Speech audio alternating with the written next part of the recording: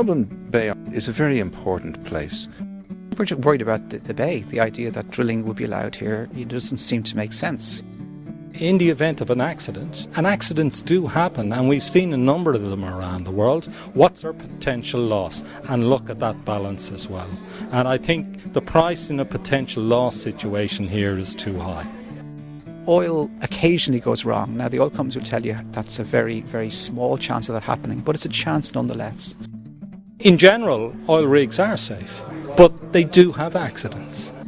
The consequences could be, if the wind was blowing the wrong direction, we could have oil on shore within an hour. Now, an hour is too short a time even to give emergency crews time to respond, so that could be very, very damaging. If Dublin had a major spill within it, what would that do to its tourist industry? And many thousands of people work in the tourist industry in Dublin. It mean people wouldn't be coming into the country, they wouldn't be depositing money in the country with spending, restaurants would be affected, hotels would be affected. You know, just common sense will say to you, why would you think about putting an oil rig in such a place of scenic beauty? It's quite extraordinary. What we would have to lose in the event of a spill is far greater than what we would gain. If this happens, it's over in terms of the bay and the beauty of the place.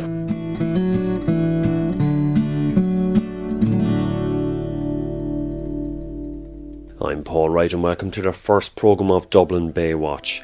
In recent times, the oil and gas company Providence Resources was granted a licence to undertake exploratory drilling for oil and gas just 6 kilometres off the coast of Dublin Bay near Dalkey Island. A short while ago, I attended a meeting in Killiney organised by the Dublin Bay Protection Group called Dublin Bay Concern. Here's a taste of who I met up with at that meeting. Hi, my name is Joey Murta. Now, Joe, you're from Dunleary, are you yourself, yeah? No, I'm actually from Dublin, but I've been fishing in Dunleary for the last 10, 15 years. I've been fishing all my life on the East Coast. And I'm down here to protest. The oil company have said that they consulted with us, and we actually met them briefly once in the Royal Marine Hotel, and they said they'd have further discussions as to what they're going to do. And like, the next thing we realised is that the government are given permission for the exploration rig to be drilled in Dalkey. I suppose they haven't consulted with us further, and I think we've been discussing things among ourselves, and we will actually, I'd say the fishermen will be putting out a strong physical protest if the drill ship or the First of all, we got an acoustic survey in the area, which is loud sound emissions, and they read the echoes, like we've had them for years in the RC anyway. And that really, anybody that knows anything about the sea, it really affects all the marine life, shellfish life, mammals, everything. Because sound, as everybody knows, travels a lot further underwater than it does on land. But apparently, from what we got tonight, that the acoustic survey is due to proceed in the next 3 weeks, and I can assure you, unless they come and talk to the fishermen, that we will be met with serious resistance.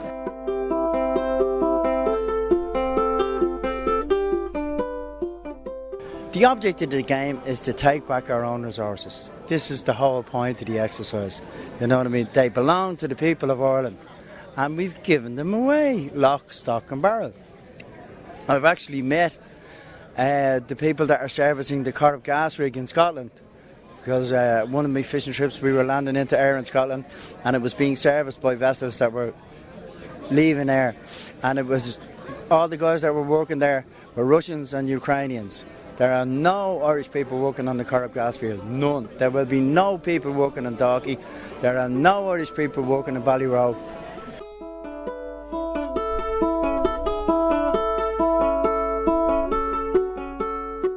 Dublin Bay essentially is it's an SAC, a special area of conservation, you know what I mean? But like, we have there's a lot of potting activity. There'd be some small netting, especially on the outside edge of the bay, but primarily it'd be pots. That'd be whelk pots, crab pots, lobster pots, shrimp pots. Like there would be a lot. There'd be a lot of fishermen from Howth, even Lough Shinny, Rush. They would all use Dublin Bay and the surrounding area, you know what I mean? And especially on the south side, you'd have Bullock Harbour, Vico, Arklow, Wicklow, you know, even to, well, Greystones has been redeveloped, but they haven't let us into it yet. And of course, Dundleary which is our home base, you know. Right. But with regard to, like, as I said, and I repeat, if they do come to an agreement with compensation, the oil company won't pay us, it's the Irish taxpayer will pay us.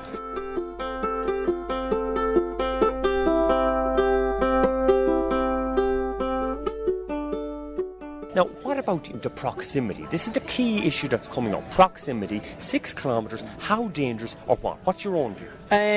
Personally, I think it's way, I would agree, it's way too close. In all these given situations, use the experience of the people involved in the field, and the Norway scenario is the one to go for. They have the best oil system in the world. Mind you, they take 85% of it in tax, and you pay your own expenses. You know what I mean?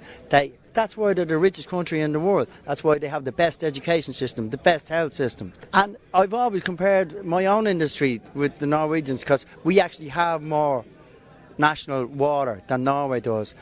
And they catch, in general, about 10 times what we catch. And they have 10 times, or we have a tiny bit more water coastal region than they have. But they produce 10 times more fish than we do.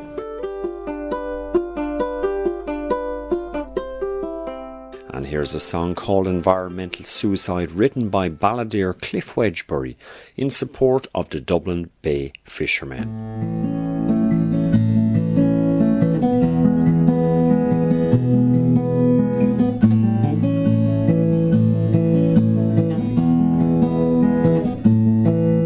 The trawlers leave Dundleary Pier, the trawlers sail from Howth.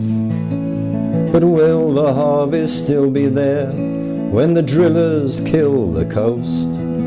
You can see the rich men smiling now with investments on the rise. But the seabed will be poisoned soon and the fish will not survive. The ancient fishing families dropped lobster pots of old. But now the oil companies wish to suck up pots of gold as they destroy the fishing beds all over Dublin Bay. The trawler men will disappear if the drillers get their way. The trawlers plough the ocean through stormy winds and tide, but the oil rigs will sink them all. Environmental suicide. It's a game of facts and figures, it's a game of stocks and shares, while Dublin Bay will be destroyed and so few really care. The risks are real and massive, just wait for a pipe to crack. 'Twill be hidden from the masses till Dublin Bay turns black. Big business is the bully who trample without heed. The oil rigs will soon set sail once they've taken all they need. Where are the politicians, the powers who should care? The dangers are quite obvious for returns of deep despair. The trawlers plough the ocean through stormy winds and tide, but the oil rigs will sink them all. Environmental suicide.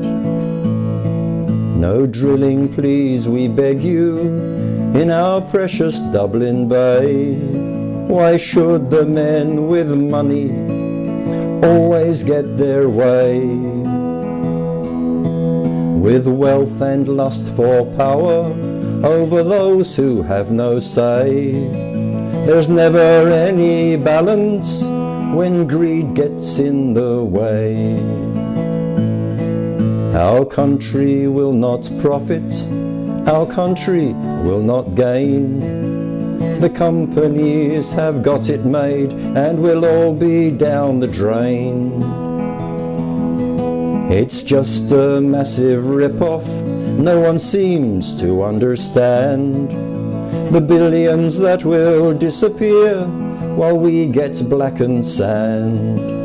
The billions that will disappear while we get blackened sand. The trawlers plough the ocean through stormy winds and tide, but the oil rigs will sink them all. Environmental suicide.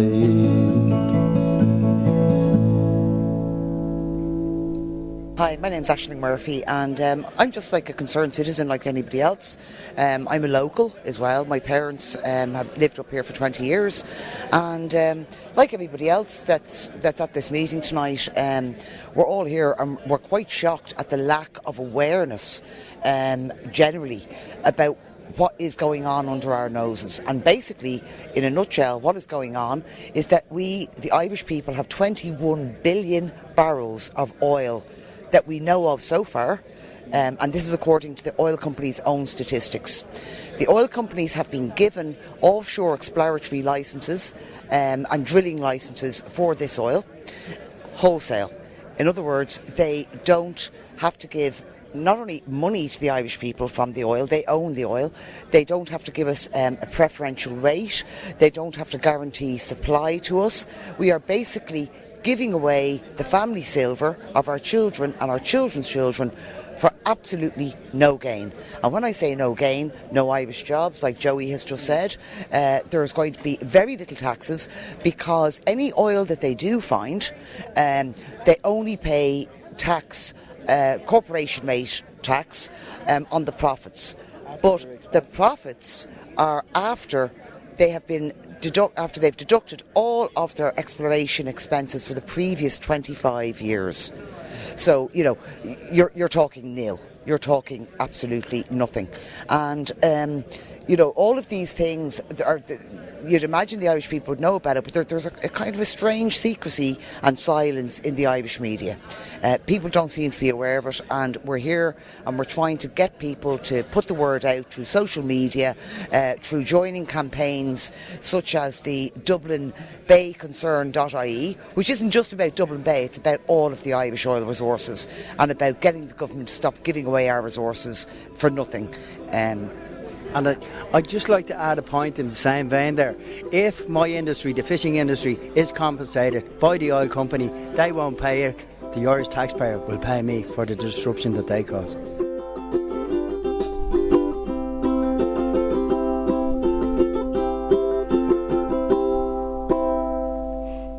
And earlier in the programme I mentioned the group called Dublin Bay Concern. Recently I met up with Stephen Vard of that group at Collymore Harbour, which is situated on the South County Dublin coast overlooking Dalkey Island. Over to Stephen. We're a group of residents living locally. We set up a group called Dublin Bay Concern. For one reason, we're a little bit concerned about the bay. There's plans, as you know, to build a platform, an oil platform to drill for oil, which seems a very strange place to put in an oil rig. So we got together, purely as concerned citizens, to see, is this a good idea or a bad idea? We'd love some public debate on it, which is non-existent. There's no public debate. The ministers who are involved in the decision-making process have decided that really a public inquiry isn't required, which is very disappointing. And they've basically said this is going to happen, unfortunately, on October 4th. Minister Jan O'Sullivan, who's involved in the Minister of the Environment, has issued an exploration licence to Providence to drill. And I mean, what's the consequences of this now? Effectively what they're doing now is they're going to do an exploration, so they start drilling for oil to see, do they find oil? And of course they may or may not find oil. But what goes with that process is, unfortunately, drilling and oil is a dirty business. And we have to make no doubt about that. It's a dirty game. You are using chemicals and muds while you're drilling, which unfortunately can occur seepage, where over time seepage can occur in the waters, which is not good for sea life, shellfish, etc. And we have here a very important fishing area where there's a very important contingent out of Dunleary Harbour that fish here regularly, and there could be damage to that fish and shellfish and sea life. But of course, oil occasionally goes wrong. Now, the oil companies will tell you that's a very, very small chance of that happening, but it's a chance nonetheless. And if there was to be a serious oil spill here in the bay, because it's so close to the bay and it's 6 kilometres. Now, we don't have any, or very, very few countries in the world will allow any drilling that close to the bay, and that's one of our biggest concerns. Why did the government allow you to drill 6 kilometres? I personally wouldn't have an issue with drilling if it was maybe 100 kilometres out, but 6 is so unbelievably close. The consequences could be, if the wind was blowing the wrong direction, we could have oil onshore within an hour. Now, an hour is too short a time even to give the emergency crews time to respond, so that could be very, very damaging. That's unbelievable. I mean, Stephen, what's very much coming across to me, I mean, I've heard pros and cons. I mean, I've been in contact with Providence Resources themselves, and I've got the arguments, you know. They give an argument on their website, and I was in contact with their PR rep. We're saying that in Liverpool, they have a rig of sorts, 2 kilometres, if I'm correct, off shore. Stephen, what would be your view on this? Why shouldn't it go ahead and docky if Liverpool is only 2 kilometres offshore? Yeah, well, again, first of all, I think 2 wrongs don't make it right, is the first thing I'll say. As far as I'm aware, that the Liverpool situation is quite different. It's an industrialised zone. Dublin Bay is a conservation area, an area of outstanding natural beauty. And, you know, just common sense will say to you, why would you think about putting an oil rig in such a place of scenic beauty? It's quite extraordinary. So for that reason, I'm just really shocked and surprised that the Minister and the Department don't seem to take that into consideration in any way. What I will point to, though, is when if we're talking about oil, and if we'd like to learn examples from other countries, we have to look at Norway. I mean, Norway are one of the most experienced and successful exploiters of that natural resource, and they don't allow any drilling within 25 kilometres of their coast. And I think that's for good reason, because the Norwegians have a great vision. They've planned ahead. They have put in teams of experts who advise the government on what's the best thing to do with their oil. And how to manage that, and they have done that for the last 30 years. So Norway is very similar to Ireland. It is a population of about 5 million. 30 years ago, it was an extremely poor country, and they are one of the wealthiest countries in the world because of their oil and because they've managed it extremely well. So if I'm going to take examples from countries who manage oil well, I wouldn't be looking at the UK or Liverpool. I would be looking at Norway.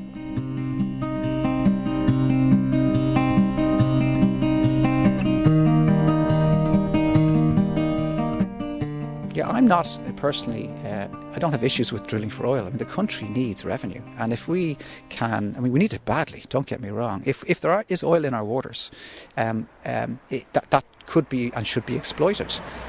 However, and this brings me on to another issue, which is the issue of what the benefits to us as the people. And at the moment, deals that are done effectively give ownership of that oil directly to the oil companies, or the oil or gas companies that find.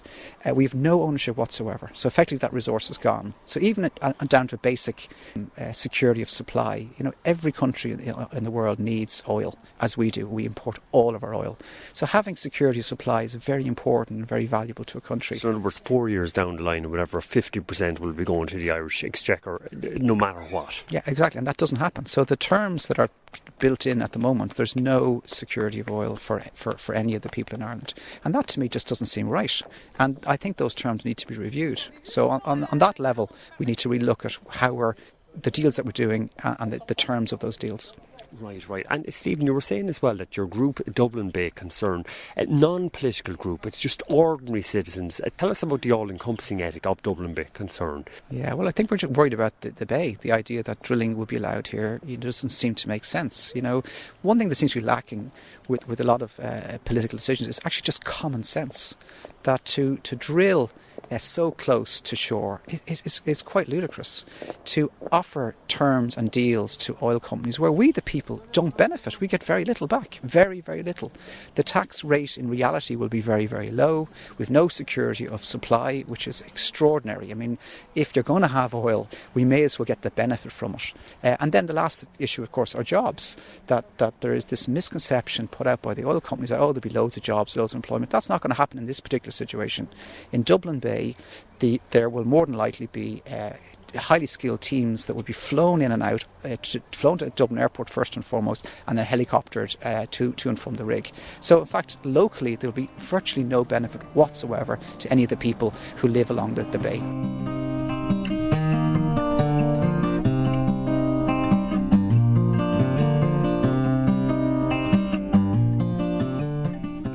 Steve, on your website there's 5 main points of concern. Tell our listeners there now. Yeah, I mean, first of all, DublinBayConcern.ie is the website, and on there we've tried to put up as much information as possible. And again, what we're really looking for is the government to facilitate some debate on this, some proper public debate, and that hasn't happened. So we've put up our side, and we welcome discussions from the other side. We'd welcome the opportunity to debate some of these issues. But what you'll find is, first of all, we're very worried about this natural amenity being put at any risk at all. I mean, why would you take risk with such a stunning and beautiful amenity that's used by hundreds of thousands of people? Also, just in terms of tourism, the amount of people that visit this bay to enjoy the bay, and there's a price to be on that as well. And I love the way we look at things one-sided. We say, oil could be worth X, we could get 50 million euros from that particular oil. However, what's the value of that from point of tourism? Anyway, the other areas we have are we're very concerned about local jobs. We don't believe there will be any local jobs currently the way this is set up. If there is oil found, it will more than likely be shipped to the UK or to Rotterdam for processing. So there won't even be any jobs in the short term in refining that oil. Then we've also talked about security of supply. There is no security of supply. The oil companies effectively own 100% of that oil, and it is theirs to do what they want. We can, of course, buy it back at full market rate. So we can bid for it just like any other person. So as somebody said the other day, the oil may as well be off the coast of Brazil as be in our bay, because we have as much ownership and rights over it as that. And finally, I think minimum taxation, we're talking about 25% is the base tax rate. The reality is the oil companies can write off 100% of their costs of drilling over 25-year period and the cost of dismantling the oil rig. The reality is, and again, I'm no financial expert or economist, however, we've been told that could be as little as single-digit tax. Compare that to the likes of Norway, where they achieve 78% tax on that oil. So really the starting point is slightly flawed. We need to look at a proper tax system, both in the short term and the long term. That requires planning, and that requires political will, which we need to see a lot more of.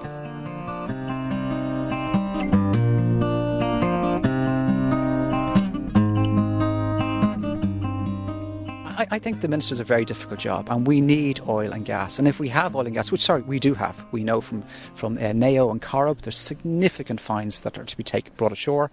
We also know recently Ballyroe in Cork has declared fines, which is terrific news. So he's a very, very difficult job to do. And as we see it at the moment, is the deals are too sweet. They're too much in the favour of the oil companies and not enough in the favour of the regular citizen. And that balance has to be found, absolutely has to be found. In terms of the bay here in particular, there are places where it's suitable to drill for oil, and there's places that simply aren't. And this is one of those areas. It's a natural amenity. It's enjoyed by hundreds of thousands of people from Dublin City and from all over Ireland and from, of course, across the world who visit this beautiful, beautiful, spectacular place. So therefore we need common sense when it comes to drilling, and somebody needs to say this is not the ideal place to do that, and therefore we shouldn't do it.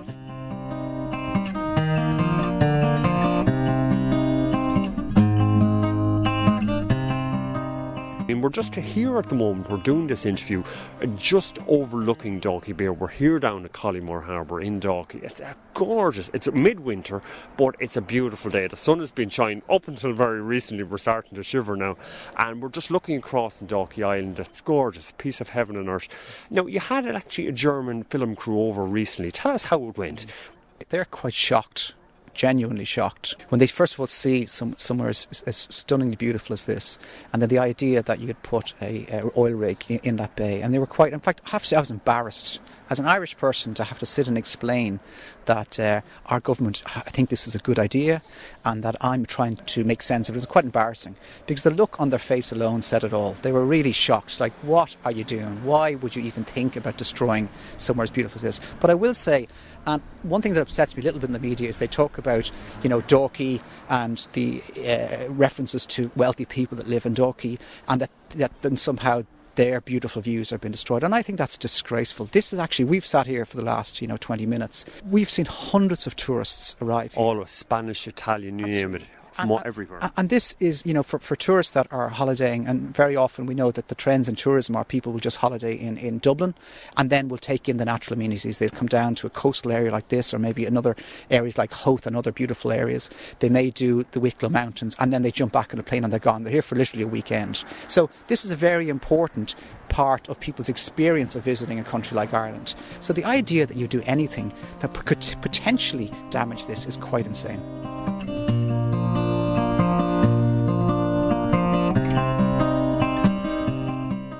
I do remember a few years back there was talk about gold on Croagh Patrick, and the idea, well, you could dig up and start mining and find gold.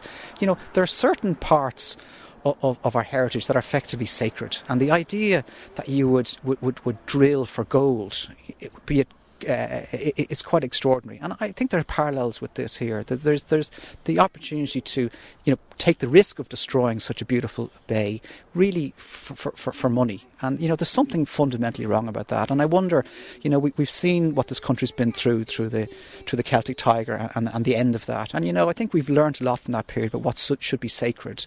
And I believe here taking risks with a bay which is a conservation area, it's just a step too far.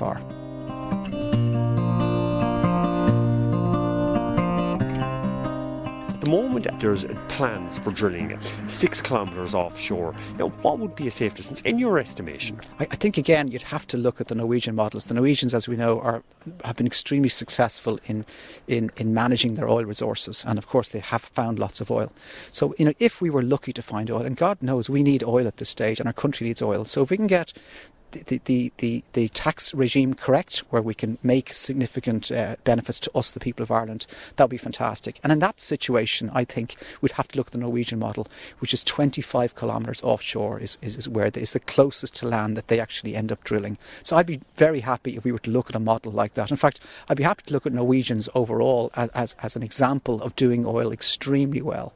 They have a lot of expertise, and I think a number of people have said, if we can't manage our own oil, which appears we can't, potential oil I should say, why don't we approach the Norwegian government? Why don't we see would they come in partnership with us here to help us manage our oil? I mean, they're so good at it. So that would be something that I would be looking to look at how Norway drill, look at their distances. They deem 25 kilometres to give enough time that if there was a spill, regardless how small a risk that is, that there'd be time to deal with it before it hits shore. There'd be time to mobilise the life boats, the life coast guard. There'd be enough ample time to put in place any of the provisions that are needed to clean up the oil before it hits shore. 6 kilometres allows about an hour for the oil to hit the shore if the winds were blowing the wrong way, as in to shore, and that's simply too short a time to respond. 1 hour, you wouldn't have a boat mobilised in an hour, so that doesn't give us enough time.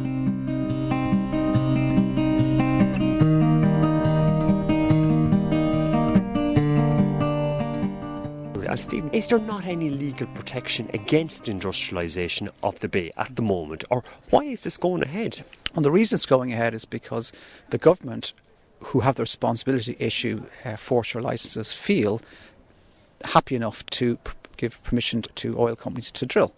The reality is it is a conservation area. It is protected under EU law, and the EU directives are designed to protect exactly this particular area. And of course, if drilling is to go ahead, our group will have to look at looking through the courts to see how can they have the EU directives enforced and ensure that any drilling that is to take place it fulfills that criteria set out by the EU.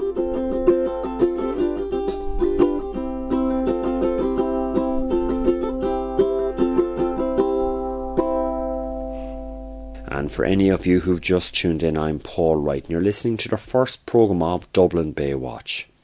In recent times, the oil and gas company Providence Resources was granted a controversial licence to undertake exploratory drilling for oil and gas just 4 miles off the coast of Dublin in the vicinity of Dublin Bay. Recently, I attended a meeting in Killiney organised by the Dublin Bay Protection Group called Dublin Bay Concern. Here's a taste of who I met there. My name is Paul Wright, former oil rig worker and I suppose long-time campaigner for getting the best possible deal for Ireland, drilling to the best possible environmental standards. I used the Norwegian model as that template, and also to make sure that the jobs, goods and services, the highly lucrative spin-offs, come to this state. Even though I'm a former oil man and I keep a close eye to the developments and improvements in safety and technology in that, I have a big interest in that field, of course. But I had to say what the potential hazards are. I was asked to say what the potential hazards were, and I said it. And I mean, I didn't want to get dramatic. I had actually prepared some extra stuff, but I didn't want to show it of blowouts, of how quickly they can take off, of oil spills, of pollution caused by oil-based mud, which is the drilling fluid that they use. I was asked a question, I suppose I answered a question that I was asked about even the early stuff, the seismic work in such shallow waters. Talked to some fishermen earlier on there now, I met them after the meeting, and they were very concerned about, they said, former seismic work, that some of their shellfish that they fished for wasn't around for a few years.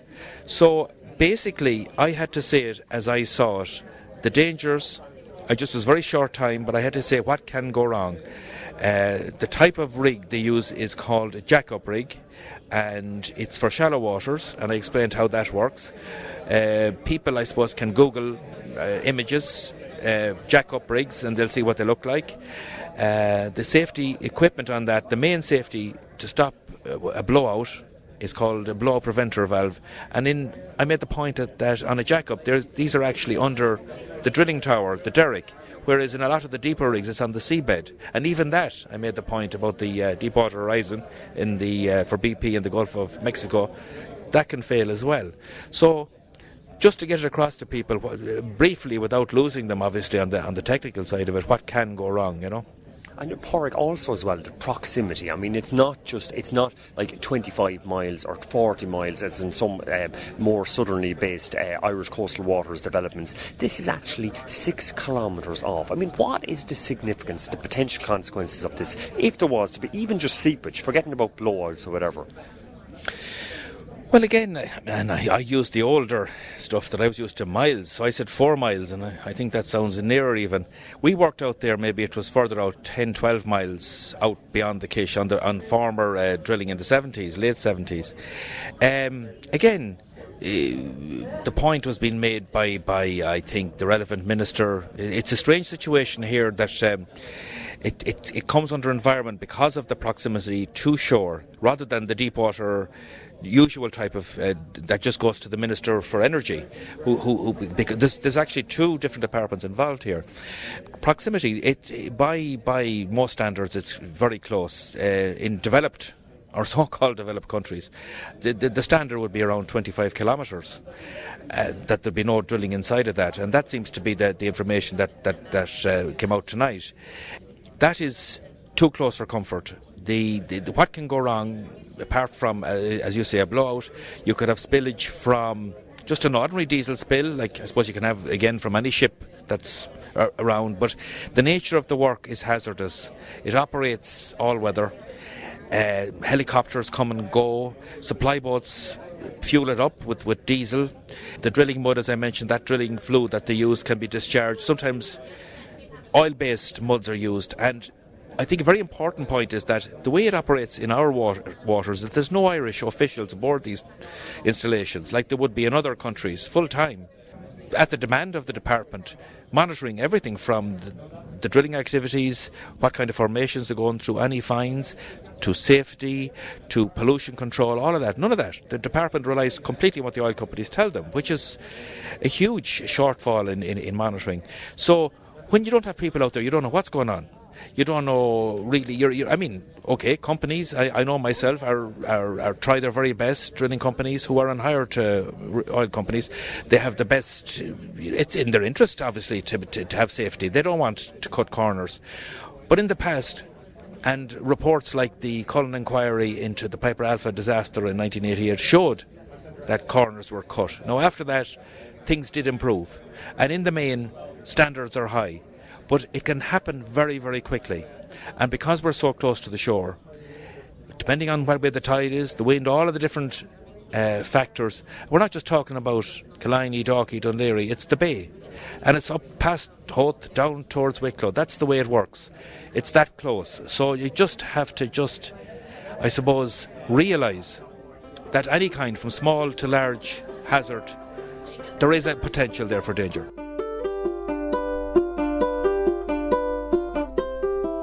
And Paul Campbell had this to say about how the issue of oil drilling in Dublin Bay affects not only Dalkey and Killiney but also all of Dublin and beyond. Well, when oil starts to move in a slick or drilling mud or diesel or whatever else starts to move, I don't think they're going to be too choosy about what beach they land on, whether it's the north side, south side, so-called Gold Coast, anywhere. I mean, it'll maybe the nearest point, maybe not. It's too close. It has to be re-looked at, and that's actually an insult to people when with that kind of coverage, and it shows a kind of intellectual laziness. I mean, there's this notion that what was happening earlier, that all kinds of riches would abound to the local area. I mean, in terms of any type of and I've heard business people being quoted from some, I suppose there was an automatic assumption that they'd somehow get something out of it.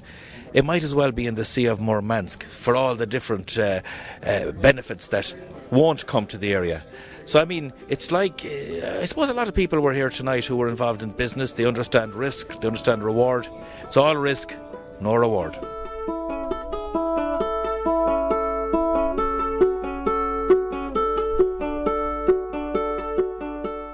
And Paul, just you would have covered as well in your talk about the service industries. I mean, the minimal service industries that would be. You could give it the Aberdeen model versus what might potentially what might occur in this neck of the woods.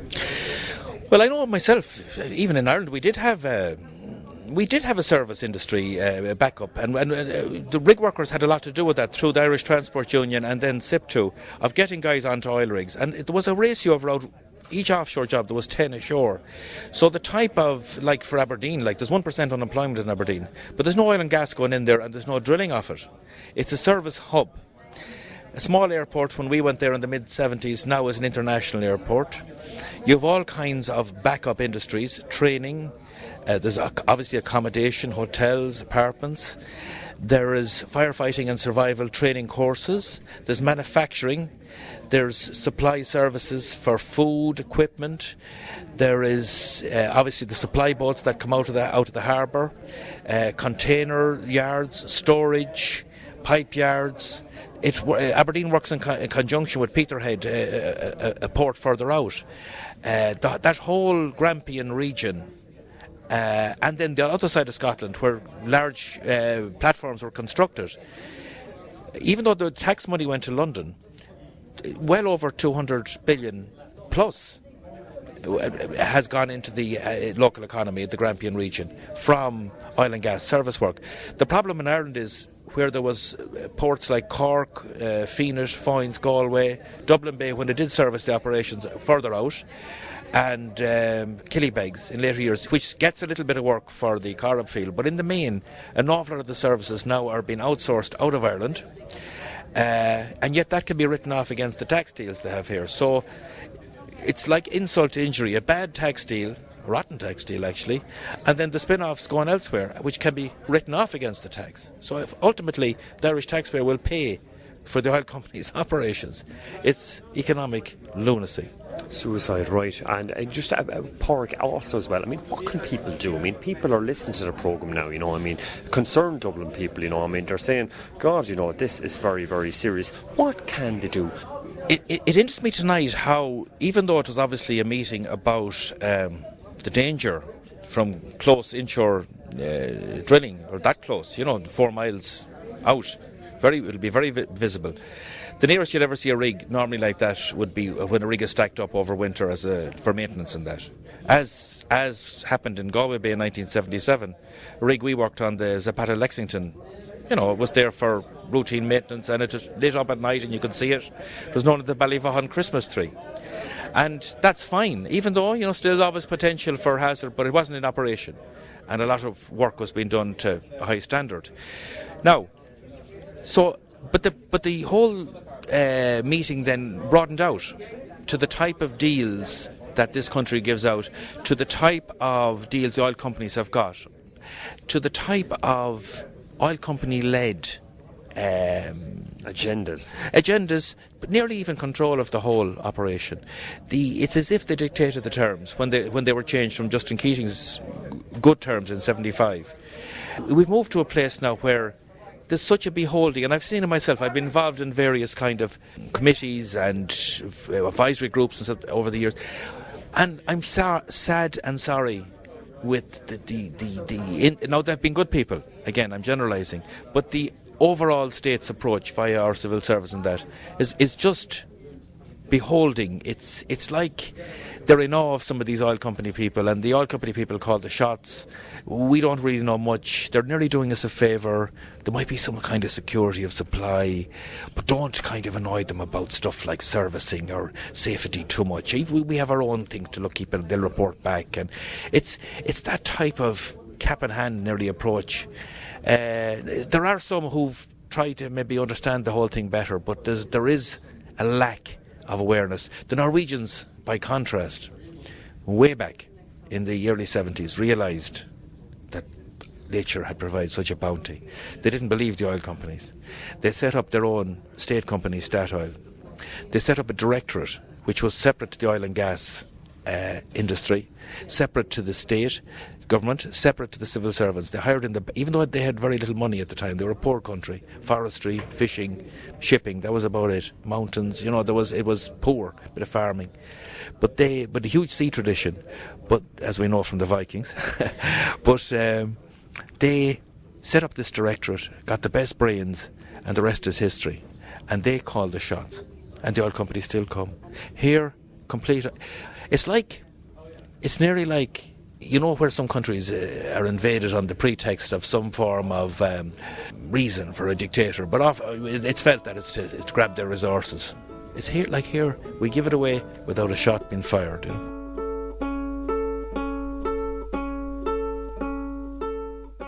Another person that I met at the recent meeting concerning drilling for oil and gas in Dublin Bay was Val Timon. We're in Killiney Castle Hotel tonight, and we have a major meeting concerning protection of the coastline in connection with Providence Oil's intention of doing oil prospecting, or they've done the prospecting, so now they've been the initial drilling going on, and we just basically feel our coastline could be ruined, or the Dublin Bay area could be ruined, and everybody needs more information, needs to become more aware of it, and we have to work out a strategy to prevent it. My personal opinion is that I suppose in my head the way I feel it is as follows. We have a beautiful bay, we have a beautiful coast. I don't care if I have to drink nettle soup. I do not want it turning into a Los Angeles, and I don't think the people are going to benefit, and the structure that's there for exploitation is such that they will have set up an Irish company, maybe that goes back to a Malaysian oil company, is probably back to an American oil company, and probably they knew all along that there was oil there. I just simply do not want oil derricks, and I don't want any chance of destruction of the marine environment, full stop.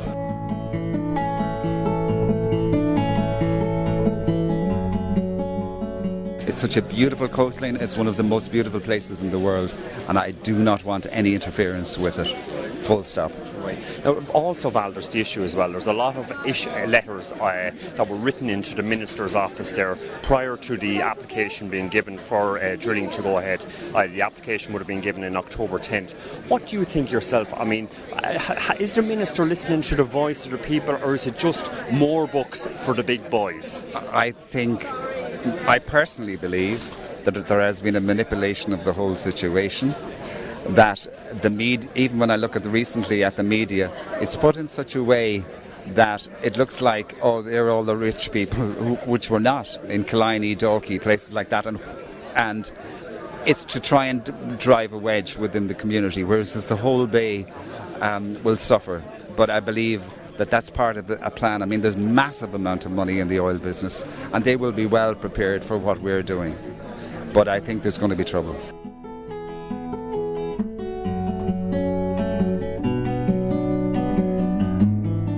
If you look at it, it's nearly self-obvious the way the media have been operating on this. So it's very, very important that a balance is struck. But I mean, there's so much wealth and power and money behind what could be the destruction of our coastline. Like, we've been here 1,000 years, we got here, we are here, we're just not letting it go. And we don't want the marine life destroyed, we don't want the bay destroyed. End of story. The big lesson is that, I mean, we've not got to a point in Ireland where we've got to stop and think there's more to life than money, and we've got to think of our whole future. If this happens, it's over in terms of the bay and the beauty of the place, and that's something we've got, which is just like, it's one of the most beautiful environments in the whole world, absolutely in the whole world. There's no way we're letting it go. End of story. And we're not letting it go for money. Full stop.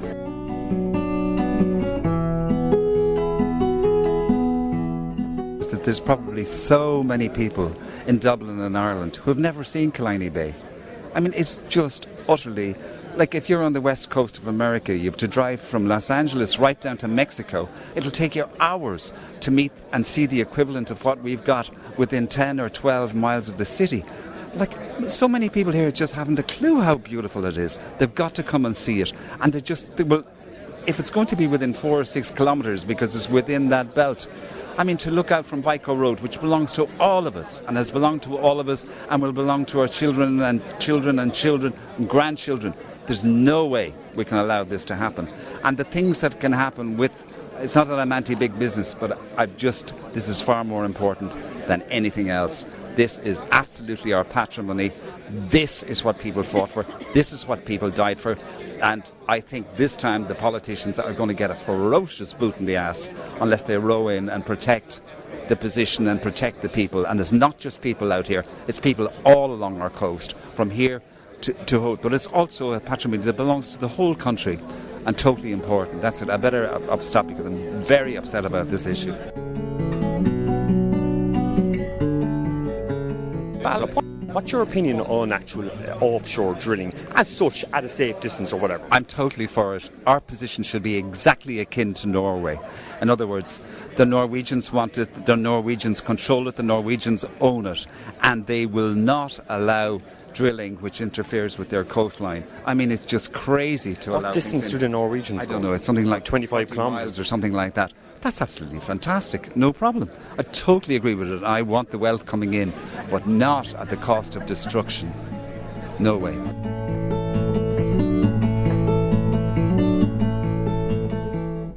My name's Stephen Fitzpatrick. I'm the Labour Party representative for the Dunleary area. So came here this evening. There's about 300 people here to listen to what everybody had to say on this. I mean, it's a huge issue in this local area. People are very concerned, and understandably so. I mean, we're potentially at the forefront of an oil and gas industry in this country. They're saying there's huge amounts of oil out there, huge amounts of gas reserves out there, and we're seeing exploration like we've never seen before. So people want to be informed on this issue. They have a lot of concerns, and they're looking for the government to come back with the answers on that. And, you know, as a local representative for the area, I mean, I want to listen to what those concerns are, and hopefully want to be able to find the answers for those people. And Stephen, just for yourself as well, I mean, you know, a lot of people were saying there tonight, I mean, I was interviewing different citizens, concerned citizens now, and they were saying, look, this is Eamon Gilmore's constituency, the second in charge of the country, and what's going on? I mean, what are Labour doing? Without castigating any party, what's your view on this? Well, back in February there was a large public meeting held, and Eamon Gilmore was at that. I know he couldn't be at the meeting this evening. I know he was committed to another event, otherwise I'm sure he would have been here. But he did say at that meeting that he wanted to see that there would be a public inquiry held if they decided Providence were going to apply for a commercial licence. Because I suppose the thing is, they may not find anything. There may not be any oil, there may not be any gas. And if there was any oil, if there was any gas, it may not be commercially viable to extract it. They may decide not to extract it. But if they do decide to extract it, then they may look to go for a commercial licence. And Taoiseach and Minister Pat Rabbitte have said they would support a public inquiry at that stage to give the public the opportunity to voice any objections that they have on the issue. And I fundamentally would support any public inquiry into a commercial licence.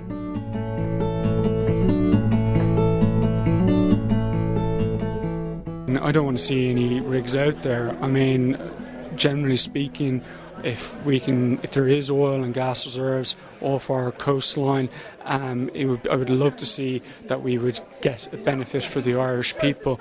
And with regards to the local area, I'd say let's wait and see if there's gas there, if there's oil there. Let's have an inquiry. But I would like to see that there would not be any drilling, any commercial oil drilling out there, because I think it is too close, and because of the natural amenities and the closeness to the population, bird sanctuaries. There's a lot of issues. And until our next number 2 programme in this 2-part Dublin Bay Watch series, I'm going to leave the last word with various contributors to this series. Their comments are followed by Cliff Wedgbury singing the song called Environmental Suicide. From myself, Paul Wright. Bye for now. Dublin Bay is a very important place. We're just worried about the bay. The idea that drilling would be allowed here, it doesn't seem to make sense. There's 1 million people, and Dublin Bay, it's its playground. There's a very important contingent out of Dún Laoghaire Harbour that fish here regularly, and there could be damage to that fish and shellfish and sea life. The fishermen will be putting out a strong physical protest. People have not been consulted. We're very worried about this natural amenity being put at any risk at all. I mean, why would you take risk with such a stunning and beautiful amenity that's used by hundreds of thousands of people? This is a national issue. We're not just talking about Killiney, Dalkey, Dún Laoghaire, it's the bay. And it's up past Howth, down towards Wicklow. That's the way it works. It's not a local issue, it is a national issue, and I think if this campaign is to be successful, it is to be a national issue based on the environment and based on public consultation. The sea is there to be used by everybody, rich, poor, young, old. So it could mean a loss of amenity for everybody. If this happens, it's over in terms of the bay and the beauty of the place.